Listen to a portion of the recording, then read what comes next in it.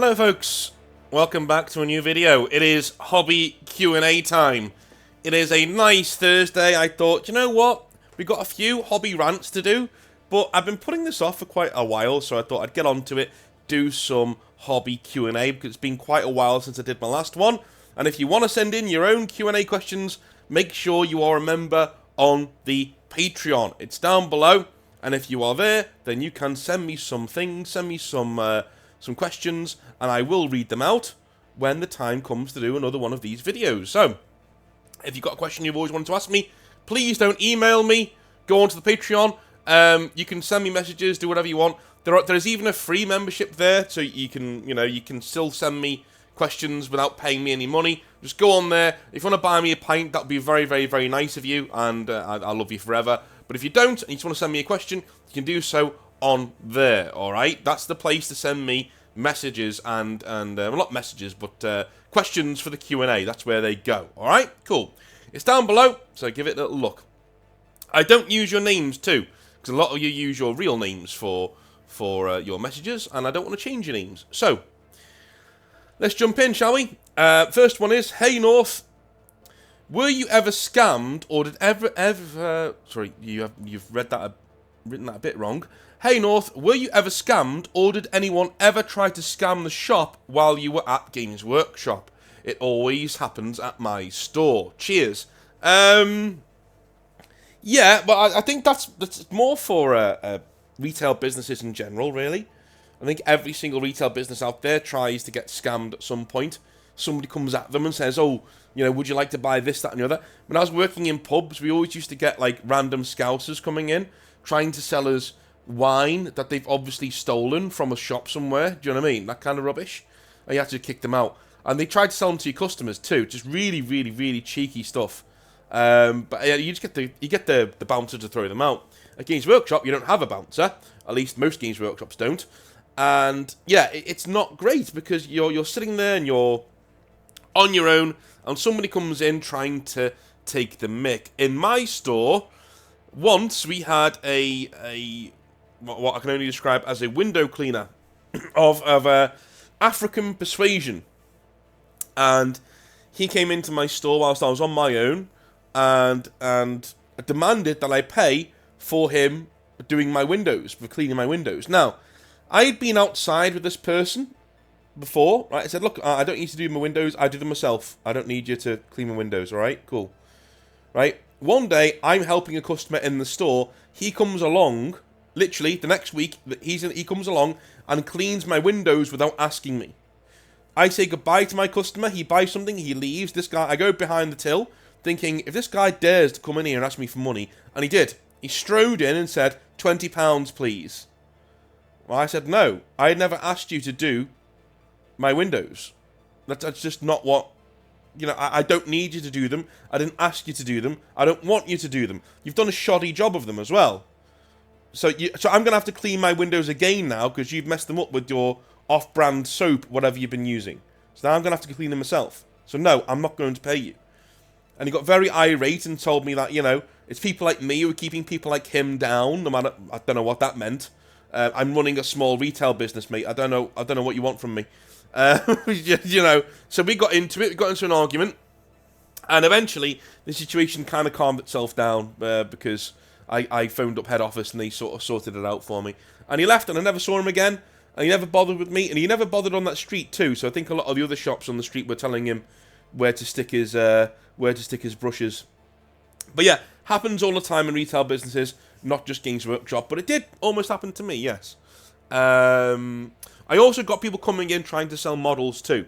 So you get people coming into the Games Workshop trying to sell me back models that they've obviously stolen. A lot of criminals out there, guys, aren't that bright. That's why they're criminals. I know people give criminals a lot of credit and need to be very streetwise or whatever. Not really. There are a lot of criminals out there. Most of them are thick as shit. That's why they're criminals. That's why they resorted to it. Why you steal something from one Games Workshop and you try to sell it in another Games Workshop? No. One guy came in, tried to do that to me. I took one thing from his bag, said, look, I'll scan this for you, and I'll be able to tell you, where you can give it back to. So I scanned it. A Games Workshop name came up, because it tells you on the till. It scans it, tells you what stock it came from. Listen, mate, you need to take this back to the other Games Workshop. You know, I'm not going to buy it because I can't buy things, and I'm going to report you to the police. And he just picked it up, walked away. Never saw him again. Happens all the time. Cheeky, cheeky bastards. Anyway, next one. Alrighty, they say. Would you ever want to go away from Space Marines in 40k and do something else in the hobby? I know you do Grey Knights and your own custom chapter. What other things would you want to do? It's a big sense of indecision for me of what army I want to do next. It's insane. What do you do to handle that feeling? Okay. Well, there are 2 questions in there, so you kind of cheated, but it's fine. Yeah, in terms of what other armies I want to do, there is a lot of armies that I want to do in 40k. Eldar is one of them. Like a small Eldar force would be pretty cool. Quite like the idea of that. Chaos also. Really like the idea of doing a small Chaos warband. Or a Chaosy warband that's kind of not into the Ruinous Powers, you know what I mean? So there's no demons, they're just all Marines who are just... I had this one idea that I've never been able to get out of my head, and it's a Space Marine Chaos biker gang who are just basically armoured cavalry, you know, and they accept bids, you know, from the highest bidder. Essentially, they're like, yeah, if you pay us, we'll fight for you. We won't fight for demons, you know, but we'll fight for nearly everybody else because we don't trust demons. So, and they're like made up of Iron Warriors, World Eaters, and Night Lords. You know what I mean? So they're all Marines who don't like demons very much, and they all got together, and they go riding off, and they're all on bikes. They've looted a lot of Primaris armor and Primaris bikes because they look cooler, and have entire lists just full of bikes. Just all these dudes just like riding bikes. I've always had this nice image in my head of an Imperial world calling for help, and they see this Astartes vessel, and they're like, oh, great, and they call for help, and they don't recognise the Astartes call sign, and the Astartes say things like, yeah, if you give us war material, and money, and, you know, stuff that we need for our ship, we'll fight for you. And they say, okay, fine, and then the ship just descends, and the ramp comes down, and like 1,000 bikes just come out and go straight into like the demons that are there, and start chewing them up. And they're all technically traitor Marines, you know, but they'll fight for anybody, you know? These are Marines who have lost their way in the Horus Heresy. These are Marines who, you know, they fought a war against the corrupt emperor that they didn't like. They lost, but now they have to live. And I've always thought that's quite interesting. Like, what do you do after that? When the world ended, what do you do? And that's what these Marines are doing. They don't like demons. They don't like the way that their legions are going. So they've left and formed a brotherhood on their own, and now they're going around and they'll work for the highest bidder. Whether that be an Imperial person, a Chaos person, a Xenos person, doesn't matter. If you pay them, they'll fight for you. And I've always really liked that kind of army because it also means that I can fight anybody and it makes sense. Do you know what I mean? I can fight against Imperial Guard, I can fight against Chaos, I can fight against whatever. It makes sense why my army would be fighting in this fight. So that's one that I'd want to do in terms of a Chaos sort of a thing. And then I've got loads of Chaos bits as well. They would definitely be Chaos. You know, you wouldn't be able to look at them and be like, oh, it's a Marine. No, it would be Chaos. Yeah, that's one of my many armies that I've thought of. In terms of what you're thinking about, what you're saying in that indecision of what army to go with next, the best thing to do for me is if you've got an army in your head that you want to try, save up some money and go and buy the Combat Patrol set or a small box set like that whenever one comes out and test the waters, right? You use that to test it, to see if you like the army, to see if you like the way it looks and feels, to see if you like the colour schemes that you can get for it, and that way your barrier to entry, your cost to entry is quite low, you know what I mean? It's still like 60, 70 quid, but it's not as if you're going in there and spending hundreds and hundreds of pounds on a new army and then not liking it, you know? And you've always got those models for a rainy day and for bits. So you go and buy them, you put them together, and you have a good idea, by the way. That's the worst case scenario, is that you use them for bits. You know, but you already have a good idea what you like, you know? So if you like Grey Knights, you like Custodes, you already have a good idea whether you're going to like the models that you're buying, okay? So if you want to dabble in other armies, go and get the Combat Patrol or a similar box set like that, and have a dabble. You know, have a weekend to yourself where you put the models together and you spray paint them. You haven't got a full army. You've got a small little force there. And normally, I've done this before. I did this with Sisters of Battle. I did this with Black Templars. So I've got lots of these little boxes that I put together and I painted, and then they're done, right? But then I was done. I was like, do you know what? I wanted these models. I enjoyed working on these models. I finished them. And now I'm ready for the next thing. And it was fine. I didn't get a full army. I didn't want a full army. I just wanted that one box set because the models were cool. I know lots of people who've done that, and I know other people who've done that and had the Grey Knight. The Grey Knight Combat Patrol was amazing. It was really good. So when people got that, it had the Dread Knight in it. It had Crow in it. You know, that one. They get that and they go, right. I love this, and they've spawned huge armies from these Combat Patrol sets. It happens, right? So, dabble. Don't get one squad, because I don't think that's enough. It's not going to sate you, okay? Go and get a squad, like a Combat Patrol-sized box set. So you've got different troops, different vehicles, different things in there that you can use. Put them together, paint them, and you never know, that might just sate you and your curiosity. And if it doesn't, then you like the army, and off you go. And if you find the army's not for you, maybe flog it on eBay, or maybe, you know, keep it for bits. Whatever. Keep it for a rainy day, like I did with my Necrons. I decided to try Necrons box set. I kept it for a rainy day, and now the missus wants to do Necrons. So I've got a full Necron box set there that I can just give to her and go, there you go. Start with them, right? That's what I would do. Anyway, next one. Yo North, are you my daddy? No, mate. Look in the mirror. Look at your jawline, right? Now look at my jawline. I'm not your daddy. Alright? Cool. And would you ever date a fan? I'm asking for a friend. You've asked this before. I swear to God, you've asked this before. Yes, if I was single, I'm not. But yeah, I don't see any reason why not. It would have to be somebody trustworthy.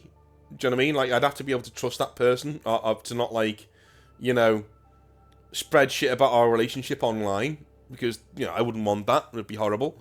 Not that anything bad goes on, it's just like, you know, you don't want, I don't know, like, you know, oh, North didn't turn up for our date, blah, blah, blah, on Discord, you know, that'd be really shitty.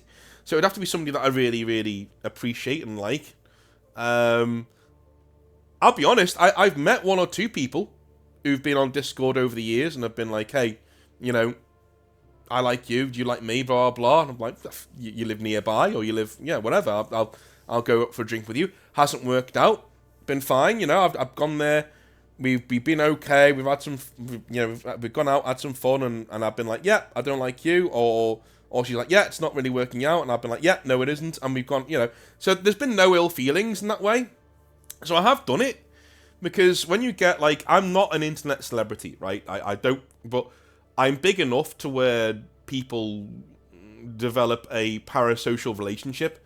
And one of the things that I've noted is that whilst I'm quite open, at least when I was single, I was quite open to, like, meeting people and stuff in all shapes and sizes, because I like people, you know, I want to meet new people. I noticed quite a lot that, you know, the parasocial relationship was one way. So I'd meet somebody and they'd be like really into me, and then they'd see me, because my face isn't online. It's on my Discord, and that's why a lot of requests I got were from Discord. But when they'd see me, they'd be happy, right? You know, saying, because they've seen one picture of me, they haven't seen like many, and they'd be like, oh, great, you know, you're not some, like, you're not a troll. Or something, you know, you're not some ogre who just has a nice voice. No, like, you turn up and they'd be happy about that. But the thing is, they already know me. They know me really well already. Before we've even gone on our first date, they already know me really well.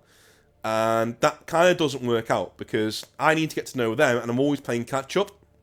And they always know things about me and my past, and they've developed this idea of who I am. And, you know, most of the time that they're right, you know, they get it spot on about who I am and what I'm like, but sometimes they're not, and sometimes they're like, oh, right, so, you know, you do have bad days where you don't really want to talk to people. Oh, you do have days where you're not this, bolshy internet personality person, right?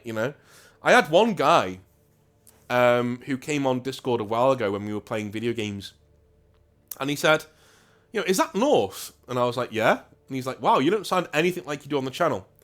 I was like, yeah, that's because when I'm making a point, I'm getting like passionate about it. Me and you were just sitting here having a talk. Do you know what I mean? So yeah, he was quite shocked by that. But you get that all the time, and especially with the opposite sex too. Like I used to get there's quite a lot of, they would develop a pseudo boyfriend relationship before I'd even met them, and it was weird, very strange. All power to them, but it just made it hard to catch up. So whilst if I was ever single again, and I hope I'm not, I wouldn't close any doors. I just wouldn't. I'd always be looking at it with a very skeptical eye. You know what I mean? I would be very, very skeptical of what the hell's going on. Because you never know. There could always be scammers out there. There could be people trying to ruin your reputation with, you never know. Like, false allegations and shit happens to men all the time. Right? You got to be very, very careful about who you meet and what you do with them. So anyway. Yes, but with lots of caveats, and I'm not single at the moment, so I'm very, very happy where I am. And no, I'm not your daddy. Okay? Cool. Moving on. What video games are you playing right now? What are you enjoying? And I'll be getting some more streams anytime soon. Okay, this has been asked. This is asked in every every Q&A, I think. At the moment, I'm playing Final Fantasy 16 and enjoying it quite a lot on PS5. I'm playing Cyberpunk on PS5 because we've got a big 4K screen and it's like huge and it's amazing and I love it. The performance in those games is really good as well. It's really refreshing to have a PS5 and just be able to just go, you know what, I want to play this game, and you plug it in and it fucking works first time straight away. And you're like, oh, thank God for that. Do you know what I mean? And yeah, so those are what I'm playing right now on PS5. On PC, I was playing City Skylines for a bit, but to be honest with you, I'm not really buying my PC a lot anymore. Like, I'm buying my PC maybe 2 or 3 nights a week. So I don't really get time to really put into big gaming sessions. Most of my big gaming sessions right now are sitting on the couch, in front of the telly, playing some Cyberpunk or playing some Final Fantasy, and just losing myself in it. And that is really good for me. I'm finding it's like it's a happy place moment for me where I can really get immersed and in the story and stuff. Plus, sitting at my desk at my because my PC's at my grandpa's place, right? Because I look after him. So 1 second, let me just have a little cough. Yeah, so my PC's at my grandpa's place because I look after him half a week now. So I used to be there all the time. Now I'm there half of the week, and when I'm there, I'm quite bunched up at the desk. It's quite close, you know what I mean? So I'm like, the office isn't very big. So I get like neck pain and back pain and shit. And it just makes me not want to play quite a lot. And I love games where I can sit back and relax. And so I love things like City Skylines. I was playing that for a little bit. I play games like that on the PC when I'm at home now. Things that I can complete in a day or two, or at least get a long way in a day or two. In 1 or 2 sessions, I play those. I play video games basically every day. I don't know. It could be Football Manager. It could be City Skylines. Could be Rogue Trader. Final Fantasy. I will do something. It's my happy place. It's the way I relax. It's the way I wind down.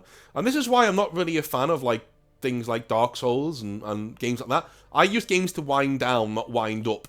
I have enough stress going on in my life. If you're one of these people who loves adrenaline and loves those games that even like first-person shooters online, and I don't include Tarkov in that because it's more of a tactical shooter. But I mean like things like Warzone, things like Call of Duty, shit like that, Dark Souls, anything that gives you like loads of stress and adrenaline.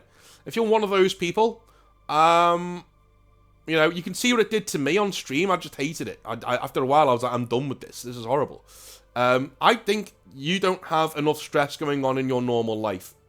And so you chase it in video games. And that's not a good place to be, right? Those games to me, they're not for me. Just not for me at all. I've got enough stress going on. I've got enough real life stuff going on, then I don't need to come home and be stressed out by a video game, you know? So I come home, I chill, I play video games on normal. I'm not one of these people who plays video games on hard, right? I'm a chill dude, I do what I want to do, and I have some fun. Not judging you if you do that stuff, and you do like those games, but I would try and find stress outside. Go to the gym. Go play a sport. Go and get your competitiveness out your system in a more healthy way. It would be my recommendation for that one. The cat is sitting here looking at me as if I'm being mad because I'm reclining on the couch, but there you go. Right. Next one. Jeepers, it's been a while, but I have a question, alright? We've seen a lot of bad people on Hobby Nightmares. But what is the worst type of person in the hobby, and what do they look like? Are they meme lords, neckbeards? Like, for you, what is the worst of the worst? And also, you can't mix and match these. Pick one. Haha. Okay. That's not allowed me to cheat. Okay. The worst one, it's hard to... for me, personally,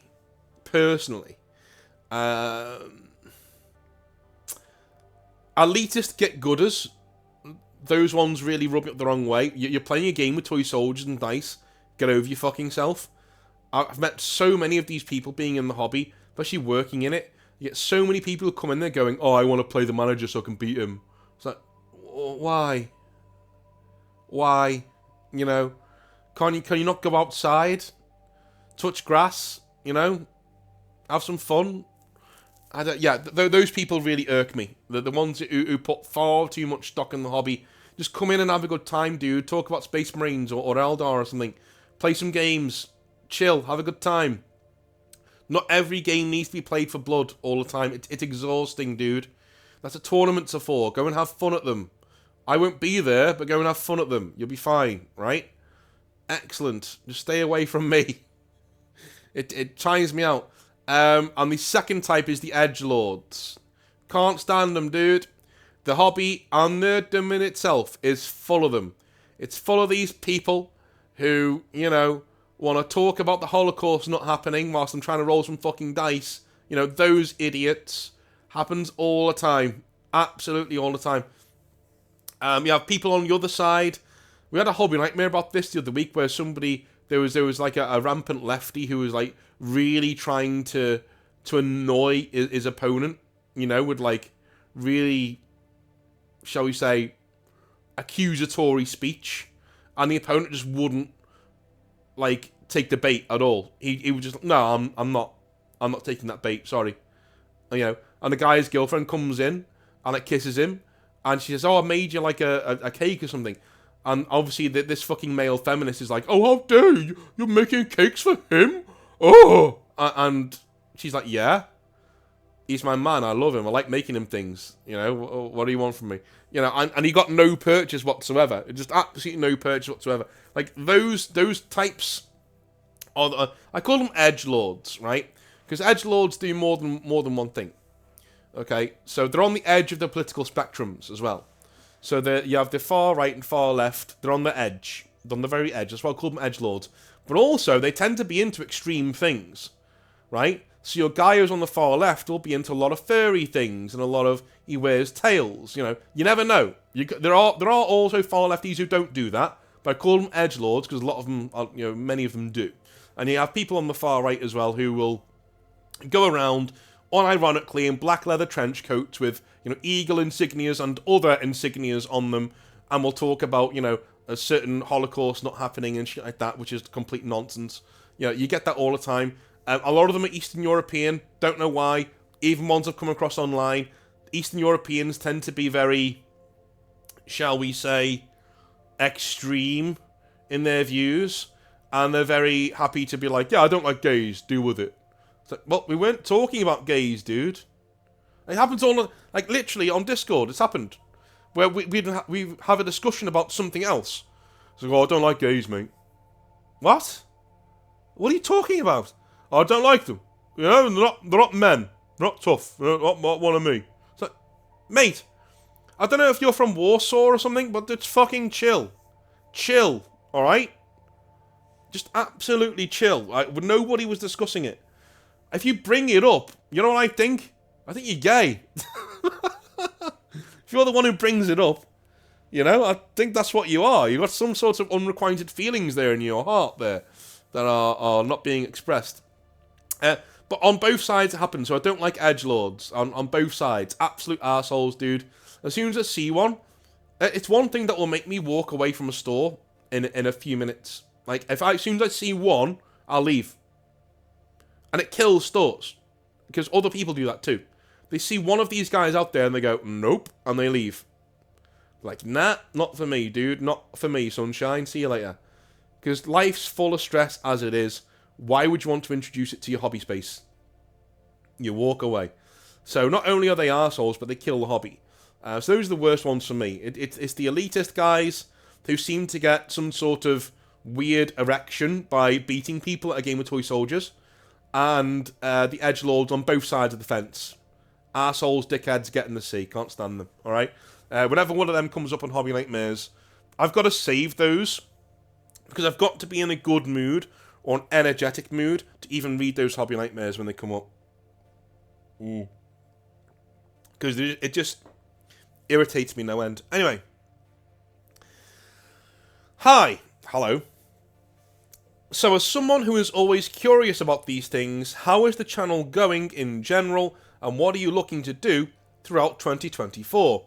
I know you've said you wanted to do this sort of a question, so off you go. Cheers, man. Thank you. Well,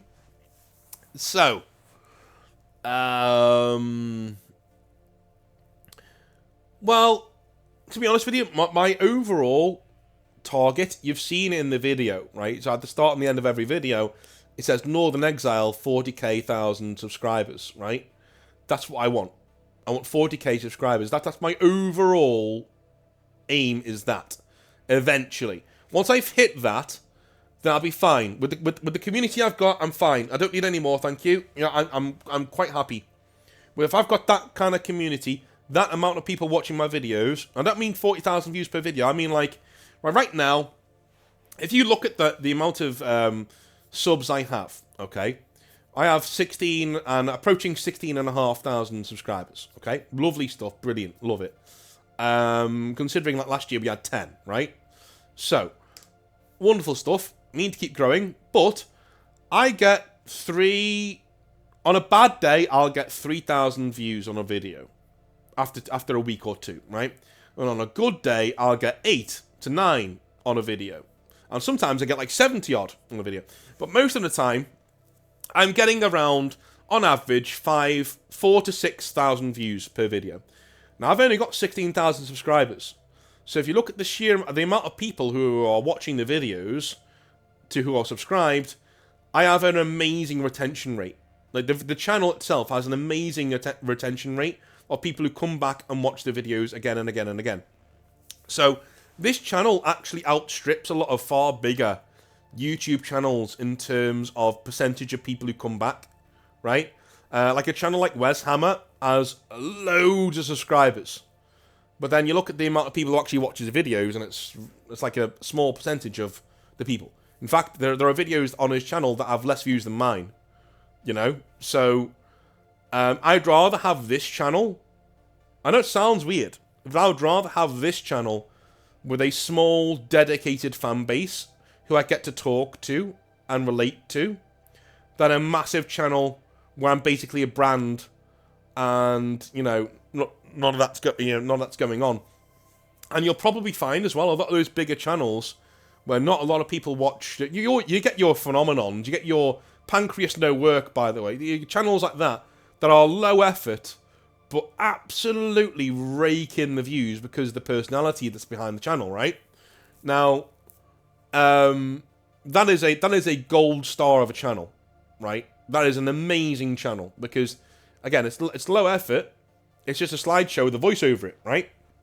But the personality of Pancreas makes it amazing in the 40k scene and beyond, and fantasy as well. In fact, his fantasy videos are better than his 40k videos, in my opinion, because he likes it more.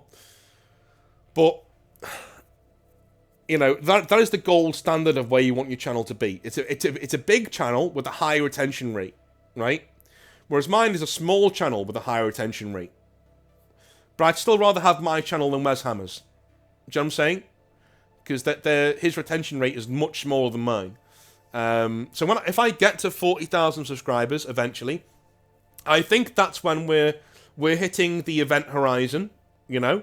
Because if I go any bigger, you'll start to lose sight of me. And what I mean by that is, it'll get harder for me to have open communication with you guys. It'll be harder for me to reply to all my Patreons. It'll be harder for me to reply to you on email, or for me to reply to you on comments. I speak to most of my people on my comment sections. You know what I mean? And things like that. It'll be much harder with a much higher base. Because I started. This is one of the big regrets of my YouTube career, quote unquote. Oh my god, that sounds terrifying. But you know what I mean. One of my big regrets is that when I first started, staying in touch with all you guys was so easy. It was so easy. You know, like all I did was I went, oh, do you know what? I've got 5,000 subscribers. About 30 of them want to talk to me. That's easy, and I did that. You know, I spoke to people. I was on Discord all the time. I'd have a load of fun, and it was great. I had a lot of fun. It sounded like Cilla Black there. Sorry about that. The scouse coming out. And it was easy, and I could speak to everybody, and it was fun, and we had a lot of fun together. As the channel grew, the jump from, 5,000 to just 12,000, 13,000 subscribers, it became unwieldy. It became absolutely unwieldy, and I couldn't really message people back anymore. It got a bit out of hand. And now with 16,000, it's even worse. So I think by 40,000, we're approaching that critical mass where, I can no longer really message people back in a timely fashion. Or maybe at all. I might need to get somebody else to do that for me if we hit 40k. Because unlike other people's channels who have hit 40k subscribers, please don't take that as read. If you see another channel with 40,000 subscribers, do not think that they're doing more for their channels than I am now. Because you lot are in a lot more communication with me, personally, than they are with theirs. I'm telling you now. So when I get to 40,000 subscribers, it might come a time where me communicating with you would resemble a full-time job to me. Which I'm not getting paid for. So that is the critical mass where I would say, listen, if I don't grow anymore after 40k subscribers, I'm quite happy. Because I've got my enclave here. I've got my people here. I love them, they love me, and we talk to each other, we support each other, we have a really good time. And I've always said, with this channel, if I could help people to the point where my life was worth living, and it was worth me being on planet Earth, then that's what my channel is for. That's essentially what it's for. It's so I can help people and be useful. There are a lot of people out there who have lived in... I had this conversation with my missus the other day, because she said to me, do you ever worry that if you become a full-time YouTuber that you won't make an impact in teaching or whatever, And I said, look, there are people who've worked in jobs in a corporation who are getting paid £500,000 a year, right? And they have hundreds of people reporting to them on a daily basis. They will make less of an impact in their life than I will with this silly little YouTube channel, right? Much less.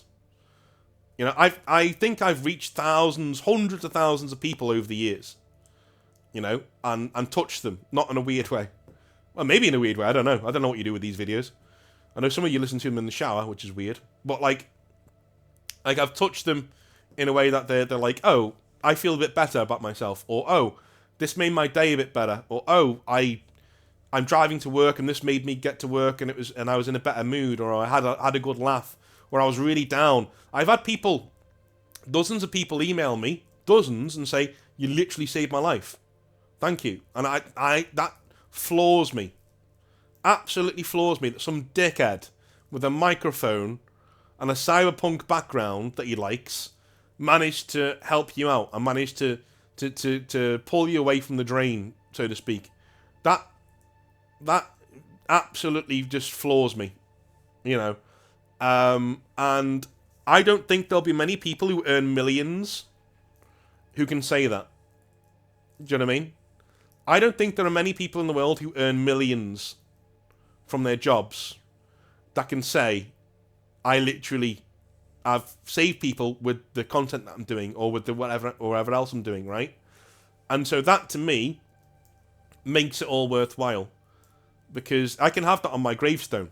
Like, it can literally be there. It can literally say, look, this guy had this YouTube channel, and it had this many subscribers. And I think when I'm done here, when I'm like in my late 40s, and it's time to hang up my YouTube microphone and do something responsible with my life, like, when I get to that stage, I know I'm going to look at this and go,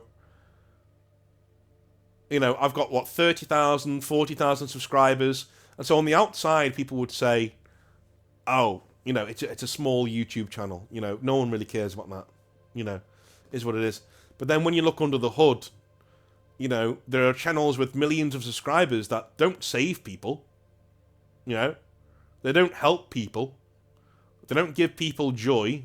Well, they may give them entertainment, but they don't give them joy. Right? They don't help them on their way to work. They don't help pull them out of a depressive spiral. They don't help them with relationship advice. They don't do anything like that, right? Whereas this channel, I'm incredibly proud of. I know there are people at Games Workshop, right, who take the piss out of this channel. I know there are. I know who they are as well, right?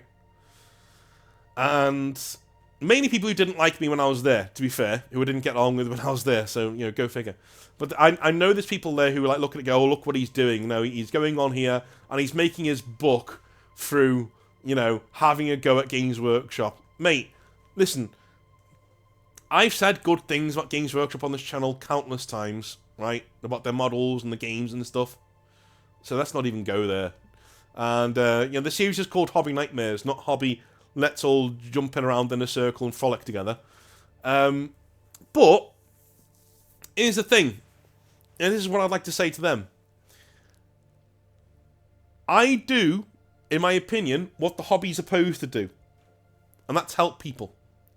And this is a space on YouTube that is very niche, and Northern Exile as a channel is its own thing. There are no channels like this one on YouTube. None. There are channels that do similar things in one way or the other. So there are channels like, I don't know, you know what I mean? Like Crit Crab, channels like that do stories from tabletop role-playing, right? And they only do Hobby Nightmares. They only do those sorts of things. And there are channels who, you know, are mental health channels, but very few of them are genuine. Most of them are from the manosphere or are from the far left, one of the two, and where they're either shouting at women and degrading them, or they're simping for women and telling men that they're doing everything wrong all the time and they should go kill themselves, right? This channel is the only one, especially in Warhammer, that does anything like this. We have our own niche here. We have our own, and we do Hobby Nightmares, we do lore videos, most of them being opinionated ones, which I like to do. We do collaborations, we do all sorts of other things. But most of it is about mental health and helping people, and most of this channel is about the experience of what it's like being a hobbyist in Warhammer, or being a tabletop hobbyist in general. What it's like, the people you come across, the people you meet, right? Those you interact with. The ups and downs, the stresses, the joys, the lows, the highs.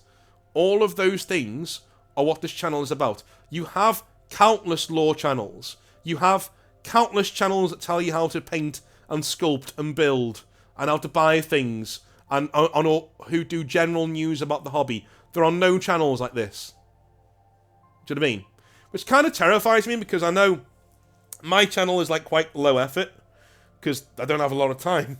But I'm terrified of somebody coming along and just doing it like, I do 2-hour edited videos that are just like Northern Exiles, but them 10 times better. You know, and because that would just blow me out the water, because I have this entire space to myself, right? I have this entire niche. It's not a very big one. It's not a big one, but I've got it to... I'm the only channel in here doing this. So, my view going on for this year is to reach 20,000 subscribers, right, by the end of the year. That's my thing. I would love to reach 20,000 subscribers by June, because that's when we're going to do the big Northern Exile get-together. And it'd be nice to celebrate it there, because we're halfway to our overall goal at that point. And that'd be really nice. And eventually, in 2 to 3 years, I'd love to hit 40k subscribers and call it a day. Not leave. I don't mean that. What I mean is, if I can hit 40k subscribers, that's the point where I say, look, I'm doing this full time now. That's the point where I'm like, yeah, I'm doing this full time. And for the next 10 years of my life, I will dedicate it to just growing the channel, doing amazing content, and making sure that I'm helping more and more and more people. I'd love to set up a charity. Oh my god, that'd be amazing. Like a Northern Exile male mental health charity. That would be fucking brilliant if we could do something like that. But in terms of where we're going, that's where I want to go. That's what I want to do with my time. And I think when we get to 40,000, that's the bit where I'll stop pushing subs. You know what I mean? I'll be like, no, do you know what? Sub if you like. But I'm okay at 40,000. If you like my stuff, sub to it, no problem. Love to help you out too. But I'm at the size that I'm happy with now. You know, we're not big enough yet. 40k is where I want to be. The content should stay the same.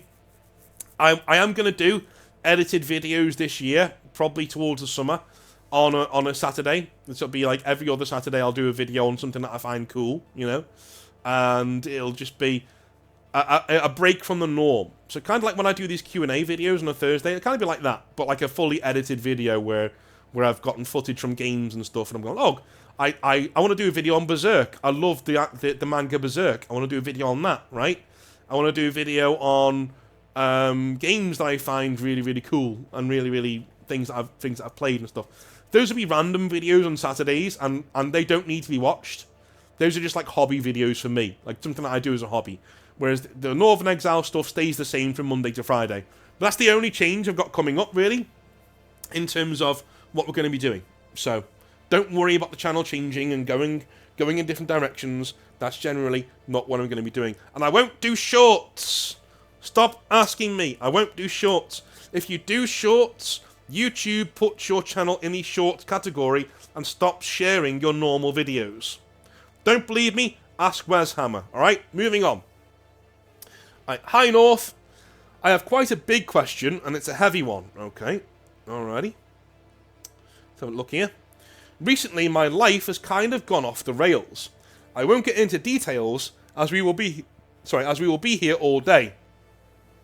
But through my own mistakes, both financial and personal, and general horrid things going on around me, like losing my job due to a takeover of the business, things like that, I really feel like I am completely rooted at rock bottom.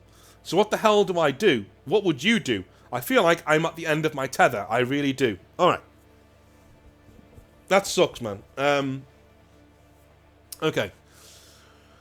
Well, without knowing more about your personality and your situation, all I can say is that if I could tell you the amount of kicks in the balls I've had over my life, you'd be absolutely shocked, right? You know, I've had jobs cancel on me. I've been thrown out of apartments from no fault of my own. I've lost friends. I've lost girlfriends.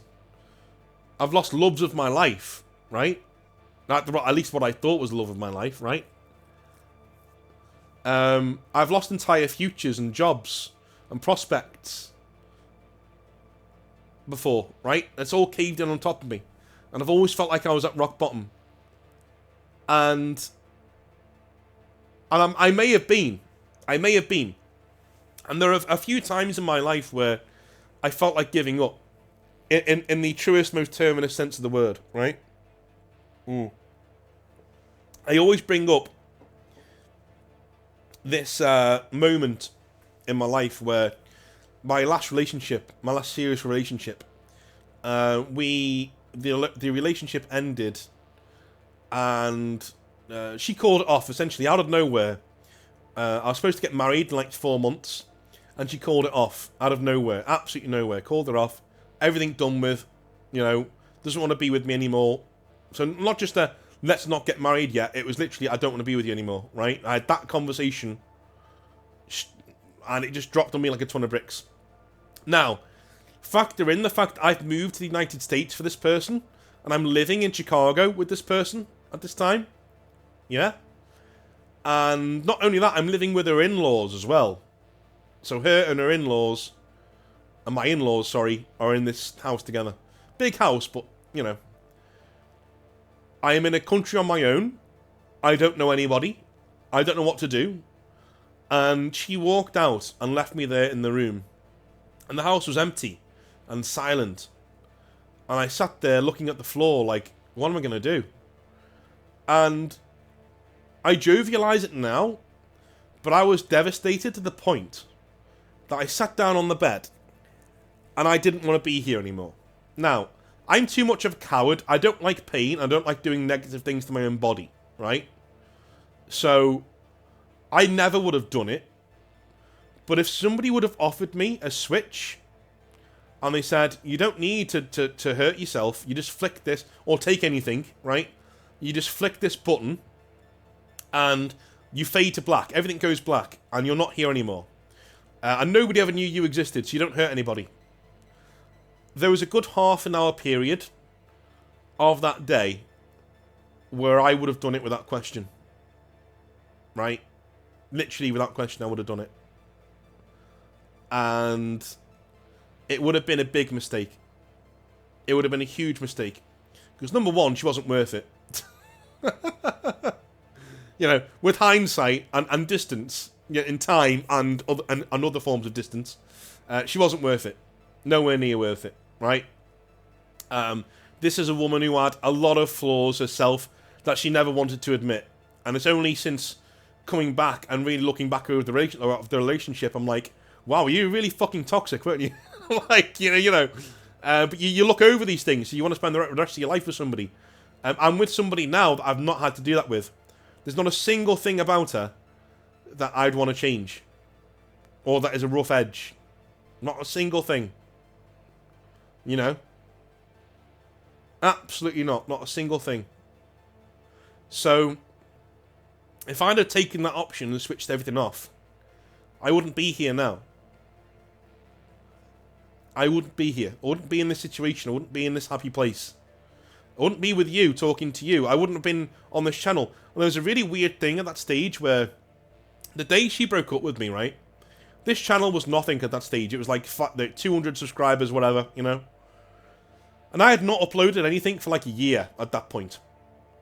And a while ago, I think it was like late 2021, when the channel was first starting to take off, late 2021, I looked back at the year and I saw this little jump in numbers. And I was like, that's weird.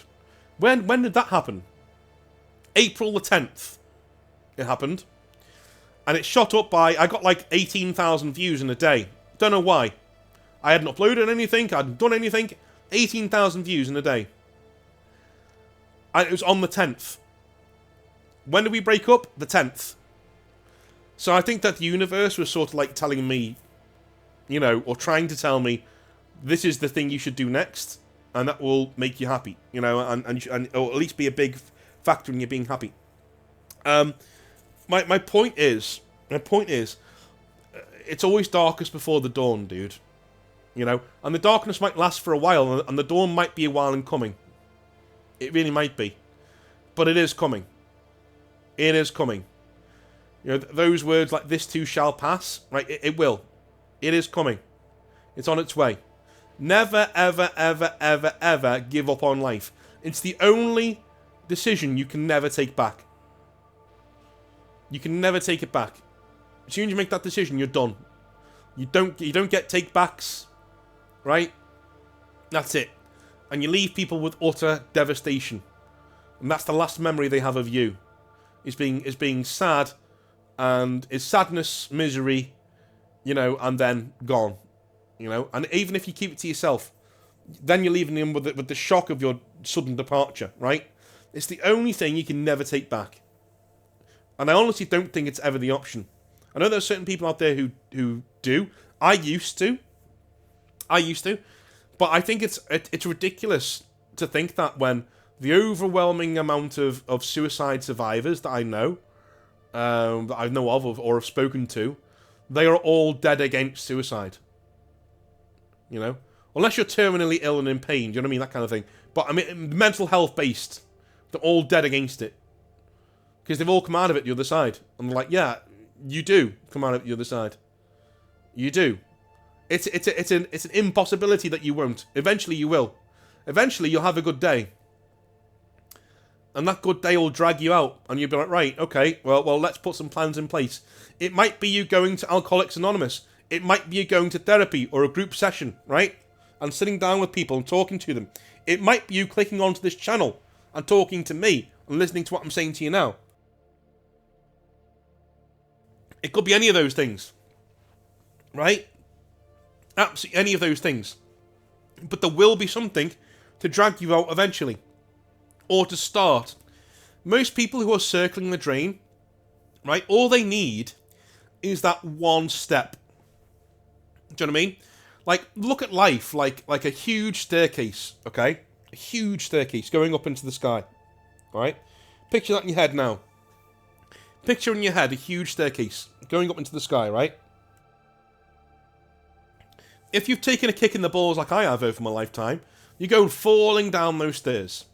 And you don't know when a rock bottom is. Do you know why?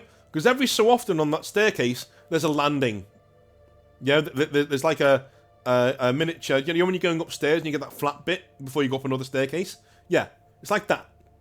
You reach a landing, and you're thinking, is this rock bottom? And then something else kicks you in the face, and you go down another set of, few sets of stairs. And you're thinking, well, this must be rock bottom. And then another thing hits you, and you go down, right? When you're at rock bottom, and you truly believe you're at rock bottom, and you know it can't get any worse, you all know what I mean. You know? When you're thinking, would death make my life better by not being here anymore? That's rock bottom, alright?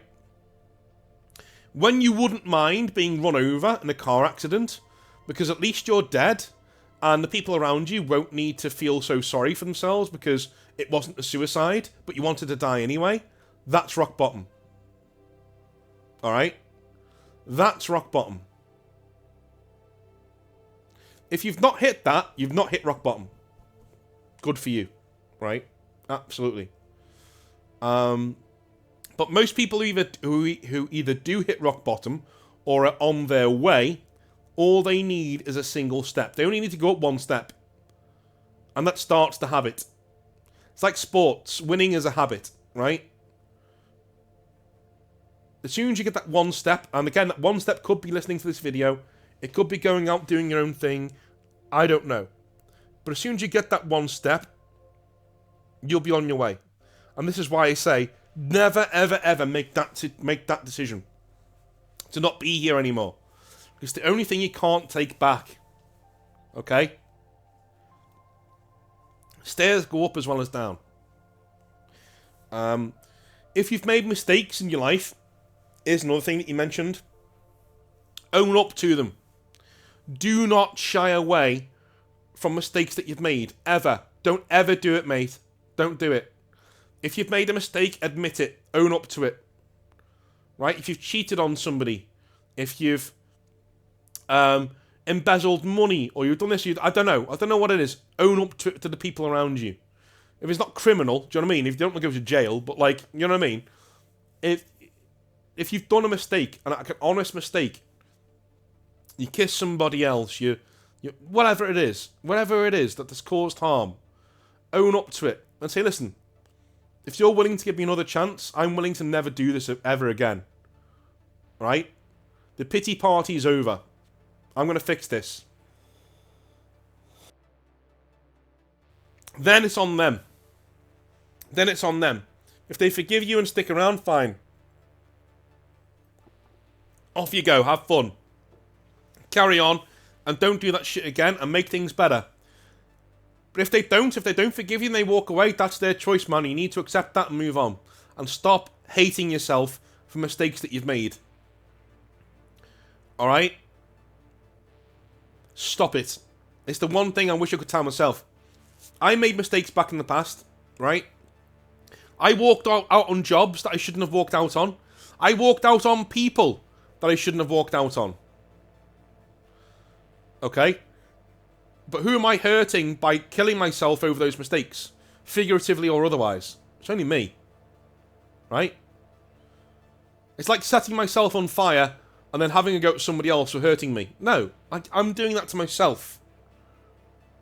You need to forgive yourself if you've made an honest mistake and move on, alright? Whether it be you said financial and otherwise here, okay? Okay. So you've invested money in the wrong place. So you've given money to the wrong person. Whatever you've done, got yourself into debt. I was in masses of debt, dude. When I went to London, oh my god, I got myself into so much credit card debt just trying to live down there. It was so ridiculous. And only now have I got it under control where I'm starting to pay it all off. But like back in the day, dude, it was such a big mistake. And it was such a weight around my neck of shame all the time that I'd failed at this thing. And that I came home with my tail between my legs. And I knew people were talking about me. I knew my own family was talking about me behind my back. Saying, well, he fucked that up, didn't he? You know, went down to London, you know, and, you know, met somebody, spent a load of money, and then just came home, right? I worked my arse off in London. I had 2 jobs in London. I had 3 jobs in London. Trying to pay for one small room in a house. Right? And I was with a woman who was a city goer. She was earning a lot of money in the city compared to me. And I was trying to keep up with her. Couldn't. Beggared myself and came home like an idiot with my tail between my legs. Hated it. Worked in a bar up here. Hated it. Hated the people I worked with. Right? Who were just bitchy all the time and being nasty all the time. Happened. I've been there, dude. I've made financial mistakes. I've been at the point where it would have been easier to declare fucking bankruptcy before. I've made those mistakes. Okay? It's never too late to come back from. If you've got debts, go to a debt consolidation company. Go to somebody. If you're in the UK, Citizens Advice Bureau, brilliant. They're really good. Like, literally email them and ask them about your debts and things like that. Give them all the information that you've got on your debts and they will sort it for you. They will go to your debtors. They will go and say, listen, this is what he's willing to pay and this is what he's paying. We're the fucking government and we're telling you this is what he's going to be paying, alright? This is how much he can afford to pay. There are avenues and means to get yourself out of the debt, dude. I'm telling you. There are means. And no matter what, if you're in like thousands of pounds worth of credit card debt, do not think that you need to pay it all back in one. Or that you need to pay it all back in like £500 installments. That's not how it works. As long as you're giving something back to them, they're happy. Okay? It can be fucking £10 a month. They will be happy. Go and offer them that. You say, look, I don't have much money, but you can have this. They will accept it. They're like, yeah, okay, fine. £10 a month, fine. We're getting something back. Right? I was in debt with a major bank, and they accepted it. I went to the Citizens Advice Bureau. They offered them like £5 a month, and they accepted it. They're like, yeah, okay. Pfft, you know? There are ways out, dude. Crucifying yourself for mistakes that you've made is not the way out. You don't solve problems doing that. Stop the fucking pity party. Stop it. Right now. Stop the pity party. Stop feeling sorry for yourself. Put your big boy pants on and solve these issues because they're easily solvable. Easily. Phone or email the Citizens Advice Bureau. Alright? Phone or email a reputable debt consolidation company. There are thousands out there, loads of them. There are a lot of scammers too, don't get me wrong. A lot of scammers too who want to pick your corpse clean, don't get me wrong. But there are good ones out there who will literally set you on the right path. Alright? There are charities out there. There are hundreds of charities out there that you could email, call, and they will set you on the right path. And there are some charities out there, and I know this for a fact, who will do it for you. like Citizen Advice, like all these other people who will take your debts and go, right, you really fucked this up, but we're gonna sort this out. You don't need to declare bankruptcy. We're gonna sort this out, and they will help you and they will do it. There are some people who will do it for you. Who will say, listen, pay into this account £10 a month. That's it, and you're done. There are ways out of debt, dude, that don't involve, crucifying yourself and annihilating yourself and saying, I'm done with it. Okay? That's the financial side. The personal side I've already talked about, right? General horrid things going on around you, that's life, man. That's life. Again, that's the easy one for me to talk about. The debt one is hard for me to talk about because I don't know all the ins and outs. I can only tell you what I did. And the personal one, yeah, I mean, I've spoken to you about that, mistakes that you make. Admit them, move on. If they can't move on, let them go. It'd be selfish to demand forgiveness, right? You just gotta, you did those things. But once you've asked for forgiveness and you've told people you're sorry and it's genuine, whether they give it to you or not, you have to give it to yourself, right? Whether they give you forgiveness or not, you need to forgive yourself and move on. And learn. Alright? Honor their hurt by never doing it again, whatever you've done. Right? Okay. And in terms of your general bad things happening in your life, mate, I could write you a fucking book on shit that's happened to me. Okay? And I'm not saying this is like a, oh, you think you got it bad? No, nothing like that. I'm with you, mate. It's horrible. It's disgustingly horrible. I hate it. I'm with you. Absolutely. But what I will also say is, you win nothing by giving up. Okay? Bad shit happens. Alright? You know? It's just horrible. Bad shit happens. Happened to me dozens of times. Kicks in the balls I thought I'd never get back up from. But I did. And I didn't do anything, by the way. I didn't do anything to get up. It just time did it. Time and perseverance did it. Me just wanting to live did it. Me just wanting to get better did it. Alright, there was no... One thing that people do is that they look for this come to Jesus moment, right? They look for this moment where, and then everything was okay. Because they think that their life's like a fucking Hollywood movie. It's not, right? Time. Life is very boring, right? Time is what fixes these things. Bad shit happens to you, okay? That sucks, right? Take your time. Grieve what's happened. But there needs to be a point where you look around you and go, what now? What job am I doing next? What skills do I have? Should I go back to university? Should I go to college? Should I go and get a diploma? Some sort of training? What do I do? Once you figured that out, chase it. I did that with teaching. I didn't know what to do. I did not know what to do with my life after I got back from London. You know? I'd come out of university, I'd worked for Games Workshop for a while. And then I worked in London in a gaming store, in a hobby store. Then ran a few bars, ran 2 bars from the same company. That went under, and I had to come up north with my tail between my legs. Everything failed. I was a failure. And so I thought, well, what skills do I have? Well, I know history, and I can talk the birds out of the trees. So I'm going to use those 2 skills that I have to be a teacher. And I did. I went and got my master's degree in education. Ended up going to America and getting that, and coming back with a qualification that was like really sought after. Had a few really good jobs. I was so sought after as a teacher, I was able to like not go to a single school and be like, no, I want several jobs because you're going to pay me good money to be there. So I'd teach for 2 days in this school and 2 days in that school and 2 days in another school. 6 days a week. Although the Saturday days was with quite naughty children, as you might think. But after a while, I thought, you know what, I don't like doing this either. So I became a private teacher, and I made it work for me. And now I've got a good job that I really enjoy. I'm doing YouTube too, and I'm in a really good place in my life. And things are starting to congeal together. you know.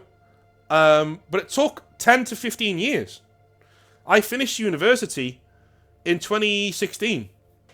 So it's took 8 years for me to figure out what the fuck I'm going to do with my life.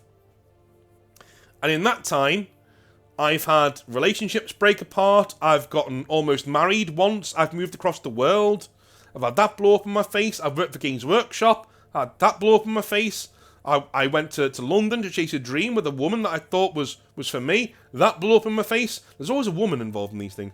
And, so... And then I came home and had to rebuild all over again. You know? And during that rebuilding, that's when the American thing happened. And I had to rebuild all over again. And now here I am, right? Shitty things happen. It's not about... It's that Rocky thing, isn't it? It's not about how hard you can get hit. It's how hard you can get hit and knocked down and get up and keep going. That's the secret. The secret isn't not getting hit. The secret isn't saying, "Oh, I hope bad things never happen to me." That's not the secret. The secret is getting smashed in the face, being on the floor, and getting up again. That's the secret. Alright? The secret isn't not getting hit. You're always going to get hit. It's getting up again. That's the absolute gem of a thing. If you can keep doing that, mate, life will come around for you eventually. Alright? It will do. It will do. Anyway, I love you all long time. I've been speaking for a while. Starting to lose my voice. I'll be back tomorrow with some more hobby nightmares, and tomorrow is an absolute doozy. Let me check with what tomorrow's is, because I think it's something to do with what was it? Tomorrow's is tournament toxicity and hilarity. It brings out the best and worst in people. So we've got like a few hobby nightmares that are going to be about tournament goers and the good and bad parts of going to a tournament. So, I'll see you tomorrow for some more 40k hobby nightmares. Love you all long time, and I'll speak to you then. Have a good one. Bye now.